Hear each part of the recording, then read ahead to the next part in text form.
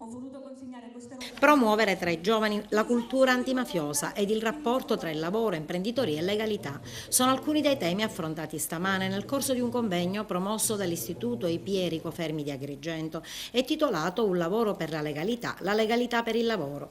Nell'ambito dell'iniziativa, svolta alla presenza del questore di Agrigento Giuseppe Bisogno, del vicepresidente di Confindustria Sicilia Giuseppe Catanzaro e del presidente dell'Associazione Culturale Emanuela Loi Fabio Fabiano, è stato presentato un cortometraggio scritto e realizzato dal giornalista Raimondo Moncada, che ha avuto come protagonisti gli studenti dell'IPIA. Soprattutto per esplicitare qual è la nostra idea sulla legalità e come va combattuta la legalità in un istituto di 1000 alunni che hanno come priorità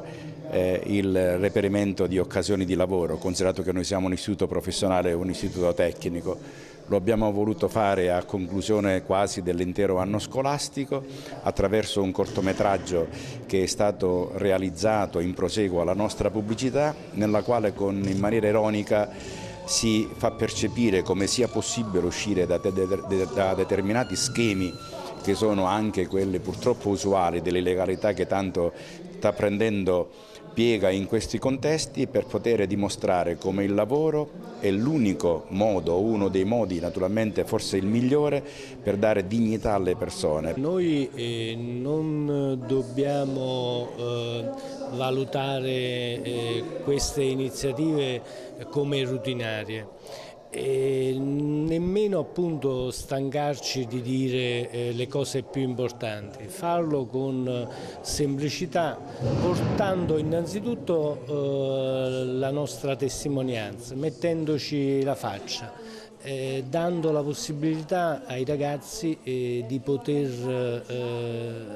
anche giudicare il nostro operato e per vedere fino in fondo quanta coerenza esprimiamo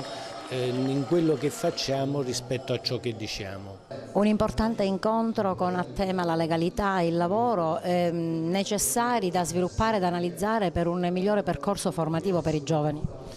Importante nella misura in cui il valore delle imprese nella società contemporanea senza la normalità e quindi senza la legalità non attecchisce. Farlo oggi in compagnia del preside dell'IPIA Fermi e soprattutto del questore Bisogno